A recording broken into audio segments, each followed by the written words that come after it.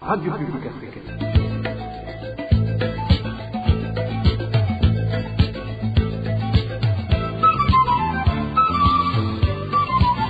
Radio Publique Africaine.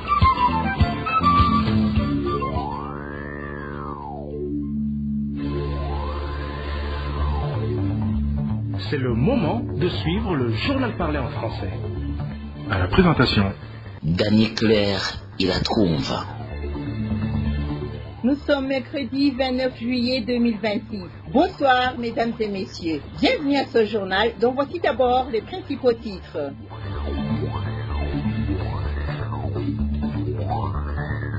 À Gitega, la présence croissante des enfants en situation de rue inquiète les habitants et ils réclament des mesures face à la multiplication de ces enfants. Un projet de 2 millions de dollars pour électrifier des écoles grâce à l'énergie solaire au Burundi pour moderniser les écoles fondamentales. Et enfin, nous allons vous faire entendre dans ce journal, dans l'émission Au cœur de la société, comment avec la crise du carburant au Burundi, on est entre paralysie économique et explosion du commerce clandestin. C'est tout pour le sommaire. Dans quelques poussières de secondes, le développement de ces titres.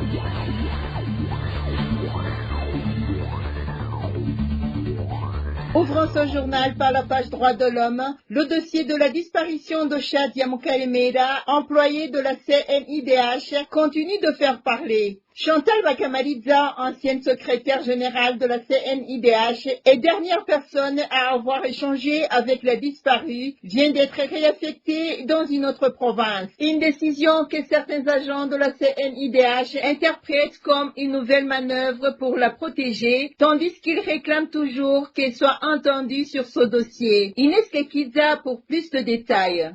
Ce 28 juillet, Chantal Bakamiliza a pris ses nouvelles fonctions de chef d'antenne de Butanyerera de la CNIDH. Cette ancienne secrétaire générale de la Commission nationale indépendante des droits de l'homme a été identifiée par la police comme la dernière personne à avoir communiqué, et plus d'une fois, avec Shadia Mukalemera le matin du jour de sa disparition. C'était le 25 février de cette année. Depuis ces révélations, la CNIDH semble divisée en deux camps. D'un côté, les agents qui demandent que la vérité sur le sort de Shadia Mukalemera soit connue et que Madame Bakamiliza soit interrogée par la justice.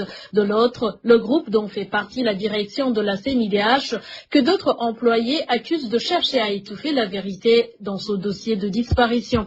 En mars dernier, la CNIDH a bel et bien demandé l'ouverture d'une enquête. Mais 3 mois plus tard seulement, le parquet général a indiqué qu'aucun élément ne permettait d'affirmer que Shadia Mukalemera avait été enlevé. Le dossier a alors été classé sans suite, au motif qu'aucune infraction n'avait été établie et qu'aucun suspect ne pouvait être poursuivi. Depuis l'ouverture de l'affaire jusqu'à son classement sans suite, des agents de la CNIDH estiment que le peu d'actions menées par la justice et l'attitude de la direction de la CNIDH montrent clairement que Madame Bakamiliza est protégée, alors que ceux qui réclament des éclaircissements sont, eux, intimidés. La décision du parquet de classer le dossier, alors que la disparue est introuvable depuis 5 mois, a été rendue publique le 15 juin. Puis avant cela, certains agents de la CNIDH avaient demandé à leur employeur de ne pas envoyer Madame Bakamiliza en mission en Suisse fin juin, mais plutôt qu'elle soit interrogée sur la disparition de leurs collègues. Selon eux, cette décision du parquet a levé l'obstacle qui empêchait son départ. Toutefois, la commission plénière de la CNIDH a, après cette décision judiciaire, décidé que Madame Bakamiliza ne participe pas à cette mission de Genève et reste plutôt au pays. Le président de la CNIDH, Monseigneur Blaise Martin Nyaworo, reconnaît que cette décision avait été prise et qu'il l'a violée. Dans l'entretien qu'il nous a accordé, il a expliqué s'être appuyé sur la décision du parquet, estimant aussi que le déplacement de Madame Bakamiliza, même si la structure de décision de la CNIDH s'y était opposée, ne posait aucun problème. À son retour de mission, dit-il, il a expliqué à la commission plénière. Non, je n'ai enfant aucune loi. Des fois, le président peut prendre une décision si elle n'abîme rien. Et à notre retour, nous avons tenu une réunion avec la commission. Je leur ai expliqué la situation et je leur ai dit que si elle trouve que mes ajustements piétinent le règlement, que, étant humain, je pourrais m'en excuser et ne plus le refaire. La réaffectation de Chantal Wakamiliza en province Butanyerera, alors que l'affaire dans laquelle elle est citée et qui n'est pas encore résolue est du ressort de la province Bujumbura, où elle travaillait jusque-là, est perçue par certaines sources au sein de la CNIDH comme une manière de la protéger. Selon elle, on cherche ainsi à l'éloigner des agents qui réclament sans cesse qu'elle soit entendue sur la disparition de leurs collègues, afin d'apaiser les tensions internes et peut-être de faire tomber l'affaire dans l'oubli. Ce que nie Monseigneur Nyaboro, il affirme que Madame Wakamiliza a été envoyée à Butanyerera pour les besoins du service et que même si elle a été réaffectée dans un autre endroit que celui où le crime a été commis, elle reste au pays. Si la justice a besoin d'elle, assure-t-il, elle répondra sans difficulté. Dans nos éditions de demain, vous suivrez l'entretien que la RPA a eu avec le président de la CNIDH, Monseigneur Nyaboro, au sujet du dossier de leur employé porté disparu depuis 5 mois. Comme je vous le disais en titre, le grand nombre des enfants en situation de rue inquiète les habitants de Gitega, capitale politique du Burundi. Selon ces habitants, les bavures qui commettent ces enfants deviennent nombreuses. Ils estiment que les autorités ne prennent pas les mesures nécessaires pour les retirer de la rue. Les détails avec Eric Nyonzima.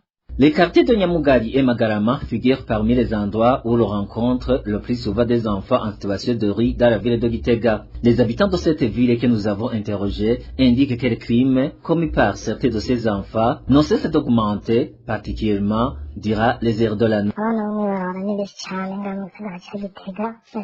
Les enfants en situation de rue sont très nombreux ici dans la ville de Gitega. On les rencontre souvent au marché et dans le quartier de Magarama, mais le plus grand nombre à Swahili près du service vétérinaire. Ils opèrent généralement en groupe et s'en prennent aux personnes occupées à faire des achats pour les voler les biens avant de prendre la fuite le plus souvent à la tombée de la nuit. Comme ils passent la nuit dans les caniveaux, ils profitent de l'obscurité pour agresser les passants qui rentrent chez eux. Ils arrachent des sacs à main des femmes et certains vont jusqu'à commettre des violences sexuelles à leur encontre. Selon les habitants, la pauvreté qui s'observe dans nombreuses familles est l'une des principales causes de ce phénomène. Ils expliquent que cette situation pousse de nombreux enfants à vivre dans la rue où ils finissent souvent par sombrer dans la consommation de drogues. Cela est dû à la pauvreté qui frappe de nombreuses familles. Les jeunes sont à leur contraire de chercher des moyens de survivre. C'est ce qui les pousse souvent à consommer des stupéfiants, notamment le cannabis et d'autres drogues. Par la suite, ils sombrent dans la délinquance et finissent par commettre des actes criminels. Les habitants de Gitega appellent le gouvernement à prendre des mesures urgentes pour encadrer ces enfants. Ils demandent que ceux dont les familles peuvent être retrouvées y soient réintégrés, tandis que les autres soient orientés vers des centres d'accueil spécialisés. Merci à toi, Eric Nyonzima. Du nouveau dans les écoles fondamentales, le ministre de l'Éducation nationale et de la recherche scientifique a officiellement lancé le 27 juillet 2026 un projet d'installation de systèmes solaires photovoltaïques dans les écoles fondamentales de la province Gitega et Bujumbura. D'un coût de 2 millions de dollars américains, ce projet sera mis en œuvre par l'UNICEF grâce à un financement accordé par la Chine sur une période de 2 ans. Le ministre de l'Éducation, François Vyalimana, a également indiqué que cette initiative prévoit la fourniture de bancs scolaires ainsi que d'équipements technologiques destinés à améliorer les conditions d'enseignement et d'apprentissage. Écoutons à présent François Vyalimana, ministre ayant l'éducation dans ses attributions. Le projet est officiellement lancé aujourd'hui et les fonds ont déjà été transférés sur le compte de l'UNICEF. Les ressources financières étant disponibles, les activités débuteront très prochainement. Elles porteront notamment sur l'installation de l'électricité solaire dans les écoles ainsi que sur la fabrication de bancs scolaires. À la rentrée scolaire, des clubs de protection de l'environnement seront également créés dans les établissements afin de sensibiliser les élèves à la préservation de leur cadre de vie. pays. Par ailleurs, les enfants qui ne sont plus scolarisés ne seront pas oubliés. Ils bénéficieront eux aussi de formations destinées à leur permettre d'acquérir des compétences utiles pour leur développement personnel et leur autonomie. L'objectif est de leur donner les moyens de contribuer à leur tour au développement de leur pays. kugira ngo nabo bashobore kwiteza imbere arivyo bizotuma bateza imbere n'igihugu cacu. Le prix des boissons Braroudi ne sont pas souvent respectés. Des habitants de la zone de Bgassare, située dans la commune de Muyinga, dénoncent le non-respect des prix officiels des boissons de la Braroudi dans leur localité. Ces habitants se disent également étonnés de voir les autorités administratives et les forces de l'ordre laisser ces pratiques illégales se poursuivre sans intervenir. Éloge divin Rémécha. Le respect des prix officiels de certaines boissons de la Braroudi n'est plus une réalité dans les bistrots situés dans la zone de Bgassare, selon plusieurs habitants de cette localité. Ils affirment que les prix sont revus à la hausse dans tous les bistrots, au vu et au su de tout le monde. L'un de ces habitants décrit la situation actuelle. La bouteille de Primus de 72 centilitres se vend entre 7 000 et 8 000 francs burundais. L'Amstel Bright se vend à 7 000 francs burundais. L'Amstel communément appelé Béchou coûte 5 000 francs burundais, tandis que l'Amstel de 65 centilitres se vend à 10 000 francs burundais. Cette situation nous attriste énormément. Ces habitants disent également être surpris de voir les autorités administratives et les policiers laisser ces augmentations de prix se poursuivre sans intervenir. S'il n'y avait pas de complicité de la part des autorités, les commerçants respecteraient la loi. Ce qui nous étonne également, c'est de voir le chef de zone étancher sa soif en payant ses prix exorbitants sans rien faire. Il en est de même pour les policiers. Personne ne réagit et nous en venons à penser qu'ils tirent peut-être profit de cette situation.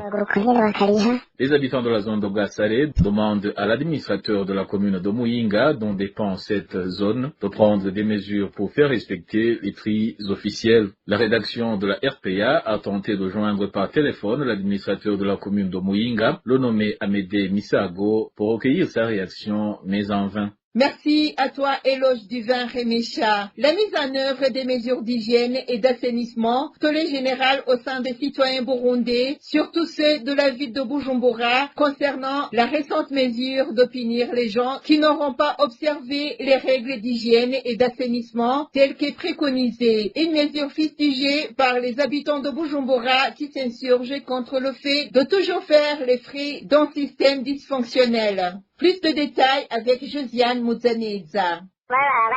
Ce projet d'hygiène et assainissement n'est qu'un gros mensonge. Du nord au sud et de l'est à l'ouest, le credo est le même. Il est impossible aux habitants d'observer les nouvelles mesures d'hygiène pour des raisons indépendantes de leur volonté.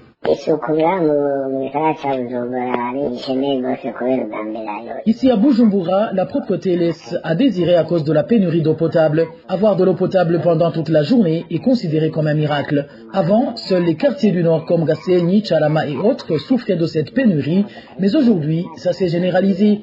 Même les quartiers dits UP tels Rohero, Kinindo et Kinanira ne sont pas épargnés. Vous comprenez donc que dans ces conditions, on peut difficilement éviter la saleté.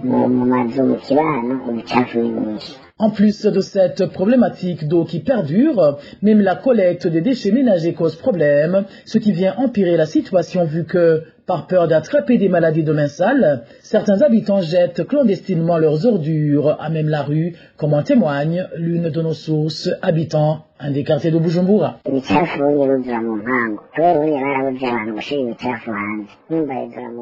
Les immondices s'accumulent et comme il est interdit de les sortir dehors, ça devient invivable. Avant, la collecte se faisait 3 fois la semaine, mais aujourd'hui, la fréquence est de 1 ou 2 fois les 3 semaines. La raison avancée par les les entreprises chargées de ce service et le manque de carburant. Pourtant, ça ne les empêche pas de revoir à la hausse leurs tarifs. Chez nous, par exemple, ils nous ont obligés à ajouter 5 000 francs au montant qu'on payait avant. Frustrés, les habitants déversent leurs déchets en pleine rue.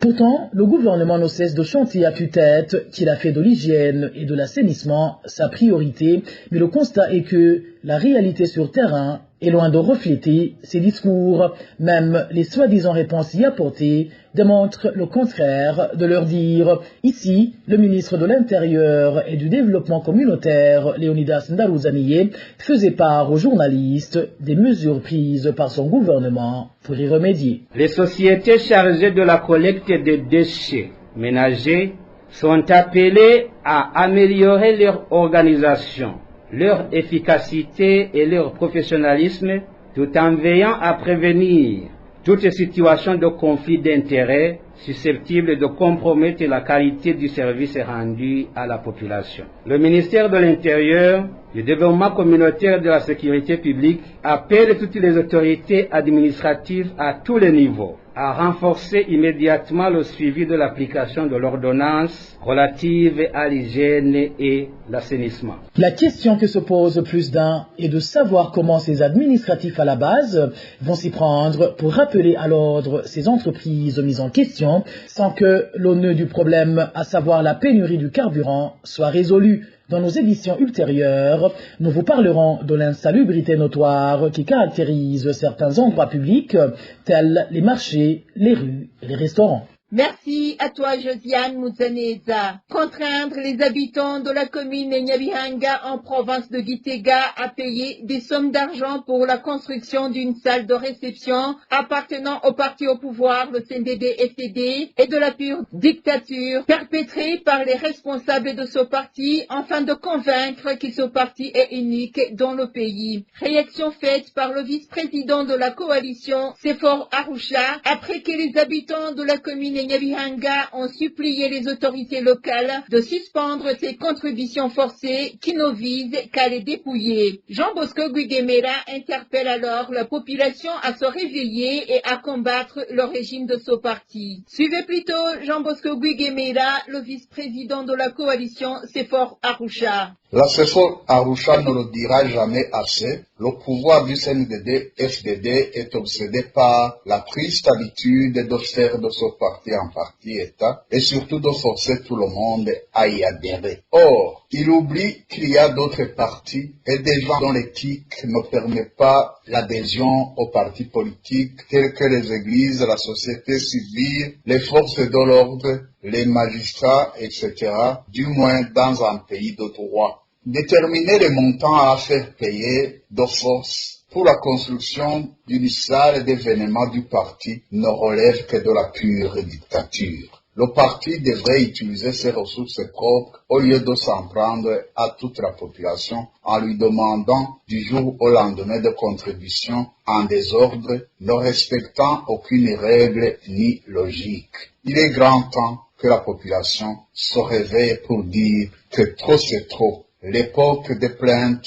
est normalement révolue. Ce parti, qui s'est avéré nuisible, est à combattre en synergie par toutes les femmes et tous les hommes ayant soif du changement. Pour les réfugiés burundais se trouvant en RDC, l'Organisation de défense des droits des réfugiés, CDH-Vicar, dénonce le sort réservé aux réfugiés burundais installés dans le camp de Lusenda en République démocratique du Congo. Selon cette organisation, des réfugiés seraient enrôlés de force dans des groupes armés par ceux-là même qui sont chargés d'assurer leur protection. Léopold Charangabo, président de la CDH-Vicar, demande au gouvernement congolais de mettre immédiatement fin à ces pratiques qu'il qualifie d'inacceptables. Il réclame également que les réfugiés déjà amenés dans ces groupes armés soient ramenés sains et saufs au camp de Lusenda. Suivez Léopold Charangabo, président de la CDH-Vicar. La CDH-Vicar condamne avec la plus grande fermeté le recrutement forcé des réfugiés burundais vivant en République démocratique du Congo au sein des groupes armés Wazalendo. Les réfugiés bénéficient d'une protection internationale en raison des persécutions ou des conflits qu'ils ont fuis. Le recrutement forcé des réfugiés constitue une violation grave du droit international des réfugiés, des droits internationaux humanitaires et aussi des droits humains. La CDH-BICAR rappelle que la Convention de Genève de 1951 relative au statut des réfugiés garantit aux réfugiés une protection internationale. Les autorités de l'État d'accueil ont l'obligation de le protéger contre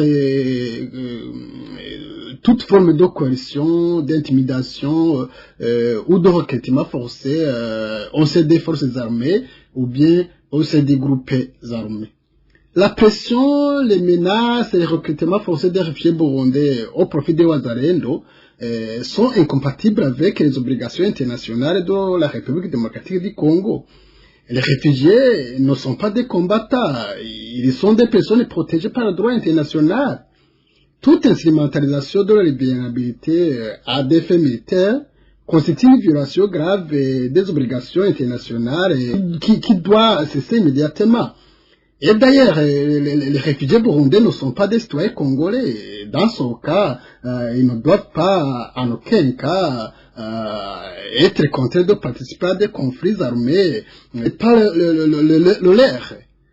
La CDH-BICAR demande aux autorités congolaises de mettre immédiatement fin à ces pratiques, de garantir la protection effective de tous les réfugiés présents sur le territoire, de désarmer justement toute personne réfugiée recrutée de force et de poursuivre les responsables de ces violations.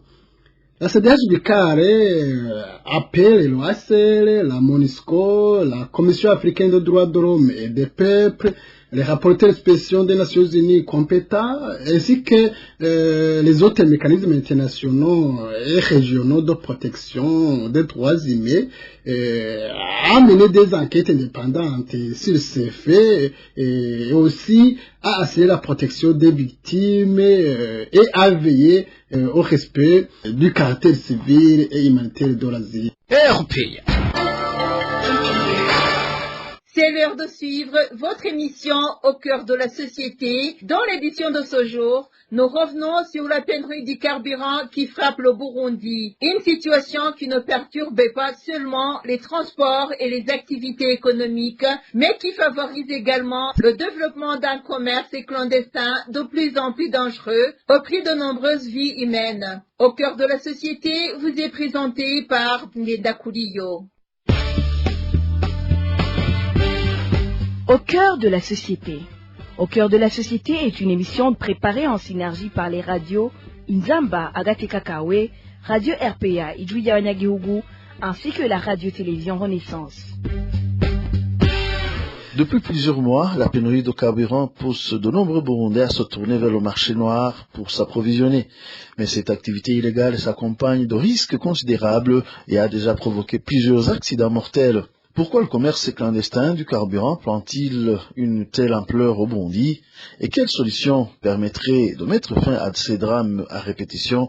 Les réponses à ces questions sont à découvrir dans votre magazine Au cœur de la société de ce mercredi 29 juillet 2026. À la présentation, Bertrand Yadakuliyo, bienvenue.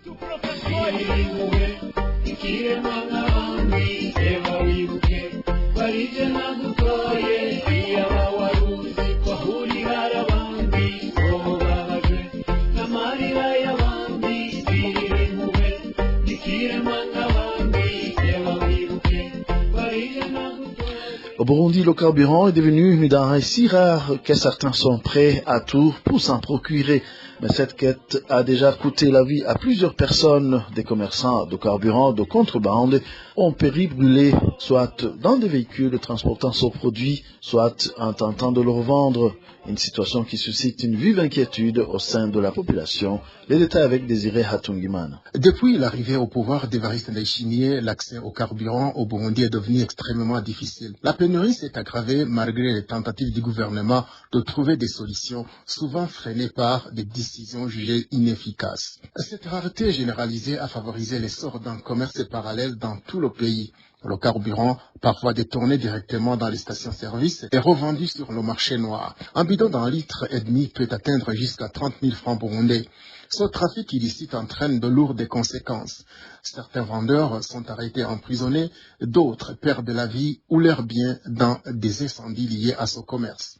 À Kagunouzi, dans la commune d'Ondava, 2 motos sont entrées en collision lundi et ont pris feu, tuant leurs conducteurs. L'une transportait du carburant destiné au marché noir. À Muyinga, le 3 janvier, une moto chargée de carburant a brûlé entièrement. Des cas similaires ont été signalés à Kirundo, Kayanza et Kiremba, où une maison stockant du carburant a pris feu et s'est consumée. Les véhicules utilisés pour ce trafic s'embrasent régulièrement, emportant parfois leurs propriétaires. Dans plusieurs régions du pays, voitures, maisons et motos continuent de brûler sans que des mesures efficaces soient prises. Des commerçants stockent du carburant dans leurs habitations, mettant en danger leurs familles et leurs biens uniquement pour profiter des bénéfices rapides de produits devenus rares. Autre effet préoccupant, certains responsables administratifs et sécuritaires ferment les yeux, profitant eux-mêmes des gains générés par ce trafic. La pénurie du carburant, pourtant l'un des problèmes les plus graves qui affectent la population, ne semble pas constituer une priorité pour le président Ndayishimiye et son gouvernement.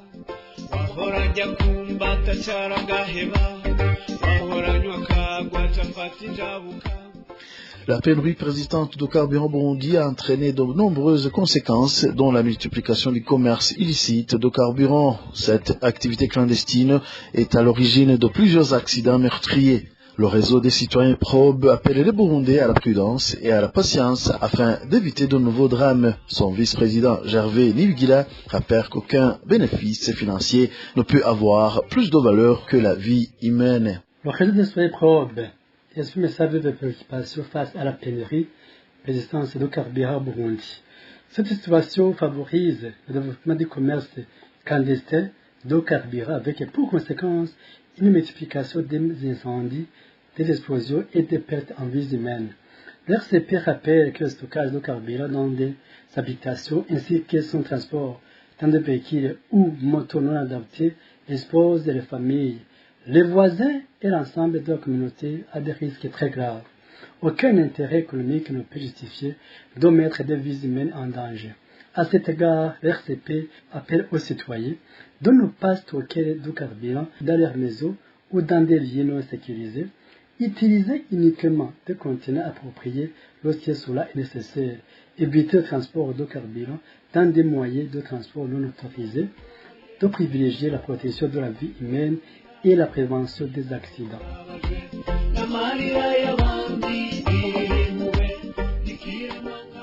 Le RCP critique également la réponse du gouvernement qu'il juge essentiellement répressive. Selon l'organisation, les autorités se concentrent sur les sanctions contre les personnes impliquées dans le commerce illicite du carburant sans s'attaquer à la cause profonde du problème, la pénurie. Pour Gervais Nibigila, rendre le carburant accessible mettrait naturellement fin à ce trafic et aux accidents qui en découlent. Toutefois, le RCP estime que la réponse des autorités ne doit pas se limiter à la répression des vendeurs du marché noir. La plupart de ces pratiques trouvent l'origine dans la pénurie prolongée de carburant sur le marché officiel. L'RCP recommande donc au gouvernement du Burundi de prendre des mesures urgentes pour rétablir un approvisionnement normal en carburant, d'identifier et de traiter les causes profondes de cette pénurie et de renforcer les campagnes de sensibilisation sur les risques liés au stockage et au transport de carburant, d'appliquer la loi de manière juste, proportionnée et dans le respect des droits des citoyens. L'RCP rappelle en fait que la protection de la vie humaine constitue une responsabilité fondamentale de l'État. La prévention des accidents passe non seulement par la présence des citoyens, mais aussi par la mise en œuvre des solutions durables permettant de résoudre la crise du carburant et de garantir la sécurité de tous.